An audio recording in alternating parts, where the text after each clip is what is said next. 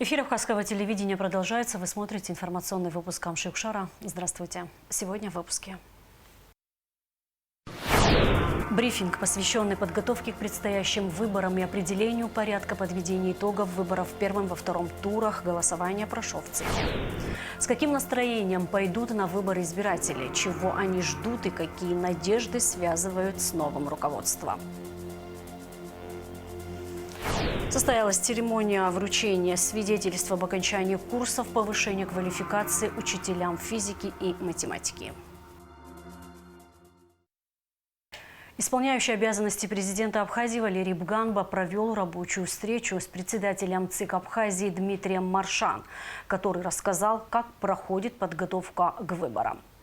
Дмитрий Маршан подчеркнул, что Центральная избирательная комиссия к выборам президента Республики Абхазия готова.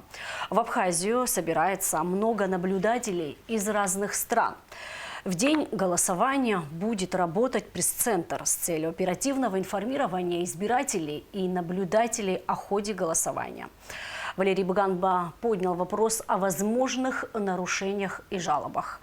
По заявлению председателя ЦИК, все поступившие жалобы проверяются в установленном законном порядке. Если они находятся за кругом полномочий ЦИК, то перенаправляются в соответствующие органы. В соответствии с законом о выборах президента Республики Абхазия в течение 10 дней до дня выборов запрещается опубликование результатов опросов общественного мнения, связанных с предстоящими выборами. Все участки на территории Абхазии, которые должны быть открыты, с сегодняшнего дня приступили к работе. На территории Абхазии образовано 152 участка. По данным на 5 февраля, в основной список для голосования включено около 135 тысяч избирателей. Брифинг, посвященный подготовке к предстоящим выборам и определению порядка подведения итогов выборов в первом и во втором турах голосования, прошел в Центризбиркоме.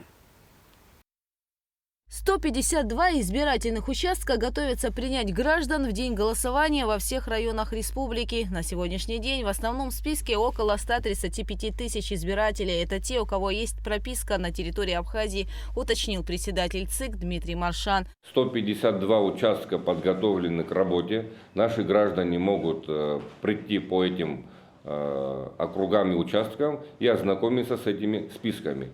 Если вдруг они себя там не найдут, пока есть время, они могут попасть в основной список. Вот. И мы предлагаем, чтобы меньше дополнительных списков было, для того, чтобы каждый гражданин мог ознакомиться с этими списками и добавить себя, чтобы минимизировать доп. Список, и, соответственно, они будут влиять на явку проголосовавших на выборах 15 февраля. Граждане Абхазии, не имеющие абхазскую прописку, могут получить в Центр избиркоме удостоверение на право голосования. Открепительных талонов на президентских выборах не будет. Открепительные талоны уже давно отменили и правильно сделали, потому что наши граждане злоупотребляли своими правами, голосовали и по прописке, и по месту данного открепительного талона. Чтобы этого не было, этот вопрос решен. Что касается удостоверения, это двухминутное дело. Заявитель указывает участок, в котором он хотел бы проголосовать. Мы ему выдаем удостоверение, и он в день голосования использует этот документ. В момент сдачи бюллетеня он отдает удостоверение, голосует и таким образом свое волеизъявление выражает. За пределами республики будут работать 3 участка. 2 в России, в Москве и в Черкесске, и 1 в Турции, в городе Сакария. Дополнительные списки избирателей на этих участках будут известны в день голосования. Все кандидаты в президенты имеют право представить на каждом избирательном участке до 3 наблюдателей. Удостоверение им выдадут окружные комиссии, рассказал глава ЦИК. Все кандидаты имеют право представить кандидатуру для наблюдения. Вот. 10 доверенных лиц по Республике Абхазия, они также имеют право получить документ в Центральной избирательной комиссии. То есть доверенные лица документ получают в ЦИКе, а наблюдатели от кандидатов получают в округе. В каждом участке будут не более 3 наблюдателей. Итоги голосования будут подводиться по тем же правилам, что и на последних президентских выборах 2020 года, так как выборное законодательство с этого момента не менялось, подчеркнул Маршан. Были представлены предложения от Центральной избирательной комиссии, предложения к парламенту, нашим уважаемым депутатам о внесении изменений в выборное законодательство Республики Абхазия. Вот. Там было более 10 предложений, в том числе и по графе «против всех». Вот. Данный проект поправок, он был единогласно принят только в первом чтении. Второго чтения и третьего пока еще не было, поэтому правила остаются те же. Но, что хотел бы подчеркнуть, итоги выборов, графа «против всех», та, которая будет и в первом туре, и во втором туре, она подразумевает, что первый тур, соответственно, 50+1 от числа проголосовавших, принявших участие в голосовании. Второй тур, он будет подводиться таким образом. Кандидат, который набирает наибольшее количество голосов, он должен выиграть и кандидата, который будет на втором месте, и графу «против всех» в совокупности. Это регламентирует закон и постановление суда 2020 года, которое никто не отменил и никто не обжаловал. Мы это берем во внимание, потому что раз нет других изменений в законодательстве, мы должны этих правил придерживаться. Вот. Что касается того, что на наши предложения, они остались пока в виде только рекомендаций. Вот. Если парламент в дальнейшем примет во внимание наши поправки, тогда будем придерживаться новых правил, но пока остаются старые. Если в случае второго тура, то нужно будет придерживаться именно этих правил, для того, чтобы было четкое понимание. Никаких джентльменских соглашений нынешний состав Центральной избирательной комиссии принимать не будет во внимание, потому что джентльменские соглашения, мы знаем, чем они заканчивались аннулированием решения Центральной избирательной комиссии. Вот, чтобы таких моментов избежать, мы будем придерживаться закона и постановления суда. Также, согласно закону, в течение 10 дней до дня голосования запрещается опубликование результатов опросов общественного мнения, связанных с предстоящими выборами. Гугу Цавардания, Константин Парулова, Абхазское телевидение. 10 дней осталось до выборов президента Абхазии. Кандидаты как можно эффективно используют это время. Встречаются с избирателями, презентуют свои программы. А с каким настроением пойдут на выборы избиратели? Чего они ждут и какие надежды связывают с новым руководством? Уляна Рожкова прошлась по улицам столицы. Как вы относитесь к предстоящим выборам? Будете ли вы голосовать? И как вы относитесь к тем, кто агитирует, то есть непосредственно приходит домой? Голосовать я, скорее всего, буду. Вот, к агитаторам, это политическая деятельность, они там позицию кандидата там пытаются донести до людей. Так что, в принципе, наверное, нейтрально. Это в первую очередь в интересах кандидата делается. Настроение скорее тревожное у меня. Потому что не очевиден политический курс страны, исходя из того, что говорят кандидаты. Поэтому, исходя из своих симпатий, там, конечно, делаешь свой выбор. Но что из этого будет, до конца не знает, наверное, никто. Голосовать буду однозначно, в принципе. А насчет выборов, что сказать, у каждого свое настроение, свое понимание. К агитирующим отношусь, в принципе, нормально. Я сам являюсь одним из них. Если это что-то не перебор в общем ситуации, если не надоедать людям, вполне адекватно. Если, конечно, это доходит до чего-то прям крайне тяжелого, то тут надо полегче немного понимать настроение людей. А бывало, конечно, что люди, немножко по реакции понятно, когда человек немного к себе не располагает, по нашему мнению, то все, мы не заставляли, не склоняли, просто благодарили за внимание, уделенное нам, и дальше шли по своим делам. Мне кажется, что люди, наоборот, сейчас, наверное, более адекватный будут выбор совершать, потому что они многое прошли, многое ощутили, и, они, наверное, сейчас больше будут сердцем принимать решения, нежели головой. Я считаю, что каждый человек прекрасно знает каждого кандидата, и так везде плакаты, и так везде, можно сказать, и телевидение, много чего, соцсетей, всего, а вот ходить и агитировать, мне кажется, вот это вот навязано. И люди от этого начинают нервничать. А для чего это нужно? Должен сохраняться позитивный настрой. Вот. Если будет кандидат пройдет в президенты не тот, за кого вы голосовали, как вы его вообще воспримете? Да абсолютно спокойно. Ему отвечать не передо мной, а перед Богом. Конечно, буду голосовать. Это определяется судьба нашего государства. Болею душой за Родину. Как не голосовать? В рамках договоренности между Министерствами здравоохранения Абхазии и России с рабочей поездкой в республику прибыли российские врачи-кардиологи. Делегацию возглавляет генеральный директор Российского национального медицинского исследовательского центра кардиологии Сергей Бойцов. Гости в сопровождении исполняющего обязанности министра здравоохранения Эдуарда Будба посетили республиканскую больницу, где осмотрели практически все отделения лечебницы. Отдельно обследовали отделение ангиологии и сосудистой хирургии и палату интенсивной терапии.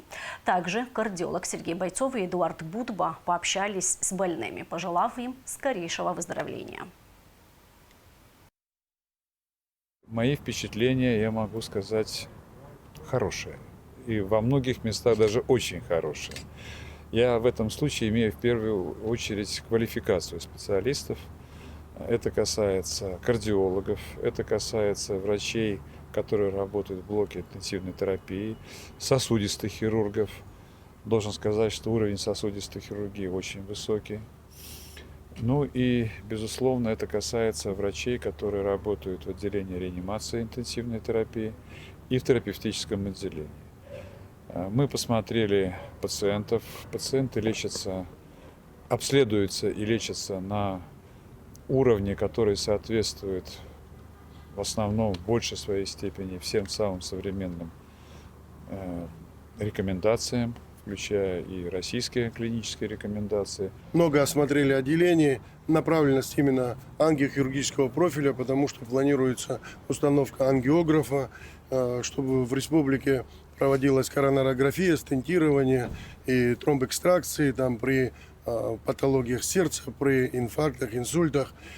Следующим этапом, вот сейчас чуть попозже, мы поедем во вторую городскую больницу, посмотрим кардиологическое отделение, неврологическое отделение, чтобы была полностью видна картина нашей этой службы. Поэтому хотел сказать еще раз огромное спасибо за то, что вы сегодня находитесь в республике и помогаете нам для того, чтобы мы все вместе совместно пришли к тому результату, который нужен республике. В Абхазском государственном университете состоялась церемония вручения свидетельства об окончании курсов повышения квалификации. 57 преподавателей по математике и физике общеобразовательных школ республики получили соответствующие сертификаты. Шазина Ханагуа была на церемонии. В торжественной и дружественной атмосфере проходила церемония вручения свидетельств. Преподаватель математики Атарской средней школы Светлана Воробьева не раз принимала участие в подобных курсах в Санкт-Петербурге. Однако, по ее мнению, все они были академичными, а в стенах АГУ курсы носили душевный характер. Я считаю, что курсы вообще неимоверно важны, потому как это не только получение новых знаний, которых нам очень не хватает, но кроме того, это живое общение с коллегами. Это очень важно. Мы можем вместе собраться, обсудить какие-то проблемы, какие-то общие вопросы вынести на обсуждение. Но кроме теории, и практики, естественно, у нас была еще экскурсия, которая очень запомнилась на Сухум ГЭС. Совершенствование компетенции учителя в области изучения математики и физики, необходимой для его деятельности. Создание широкой теоретической базы, знакомство слушателей курсов с наиболее важными современными методиками преподавания и применение их на практике – основная цель мероприятия. Первый проректор АГУ Роман Дбар поздравил педагогов с вручением свидетельств о повышении квалификации, отметив, что учителя играют ключевую роль в образовании и развитии учащихся. Заместитель руководителя аппарата президента Российской Федерации Кириенко Сергей Владимирович. Я говорю сейчас об этом, потому что на этой встрече прозвучала одна такая интересная фраза. Абхазский государственный университет он буквально сказал, славится своими гуманитариями. И достижения гуманитариев совершенно очевидно. Но техническое направление нуждается в поддержке. Это видно даже со стороны, потому что на самом деле современная цивилизация – это то, что создается в первую очередь физиками и математиками. Мы одно дело делаем, надо нам чаще встречаться, чаще беспокоить друг друга. Вот такие организации, что здесь повышение квалификации было создано. Мне кажется, что на хорошем уровне было организовано, и посещаемость была хорошая, среди преподавателей тоже участвовали все кафедры факультета. Я думаю, что это хороший, можно оценить очень даже хорошо. В рамках повышения квалификации для слушателей курсов состоялось выездное занятие на Сухумской гидроэлектростанции. Учителя воочию увидели работу ГЭС, генераторов, турбин, систему автоматического управления, процессы генерации солнечной энергии, лекцию на тему «Физические основы производства и передачи Сухум-ГЭС». Технический директор Резо Зантаря провел в зале юного энергетика. Я лишь хочу сказать вам спасибо за всю ту работу, труд, который вы проводите и который вы ведете. И что зависит от вас? Вы знаете, от вас зависит все, что сегодня в стране происходит. От вашего честного, стройного, надежного труда, который вы вкладываете в ту молодежь. Я лишь скажу вам маленькие моменты, с которыми я, как профессионал, сталкиваюсь с той практической жизнью, когда не хватает специалистов или когда есть специалист, но недостаточно образован, и как тебе это тяжело. Ваш труд неоценим, поверьте. И я все, что мог сделать, и буду дальше делать, вкладывать именно вот то ваша образовательная учительская школа, максимально свои труды. Если буду вам полезен, буду только рад. Занятия для учителей проводили профессорско-преподавательский состав физико-математического факультета АГУ, а также приглашенные специалисты. Курсы организованы Республиканским центром повышения квалификации и переподготовки кадров при Абхазском государственном университете. Это была установочная сессия. Далее, после установочной сессии, которая проходила в течение недели, они писали рефераты, аттестационные, квалификационные работы. Все, которые прошли, вот эти этапы, сегодня мы вручали им свидетельство об окончании курсов повышения квалификации. Целью курсов это было повышение компетенции учителя в области изучения этих предметов, обмен опытом, и также мы обучали их новым технологиям, как они должны это на уроках применять правильно. Вот в таком формате мы проводили курсы повышения квалификации. Также благодарственными письмами были награждены все те, кто содействовал проведению курсов. В свою очередь, учителя поблагодарили преподавателей вуза за интересные и познавательные лекции, беседы и тренинги, отметив, что полученные знания расширили их компетенции в области математики и физики, а также выразили надежду на то, что курсы повышения квалификации в АГУ будут проводиться чаще. Шазина Ханагуа, Раму Камке, Абхазское телевидение. На российско-абхазской границе начался сезон мимозы. Первые в 2025 году цветочные декларации поданы в конце января почти на 600 килограмм мимозы и акации серебристой, сообщает пресс-служба Южного таможенного управления России. Мимозу в основном везут в центральный регион. Хрупкий цветочный груз перевозят в закрытых коробках при низком температурном режиме. Основные поставки мимозы ожидаются в конце февраля и продлятся до первых чисел марта. В прошлом году из Абхазии ввезли 240 тонн золотых букетов. Прогноз погоды.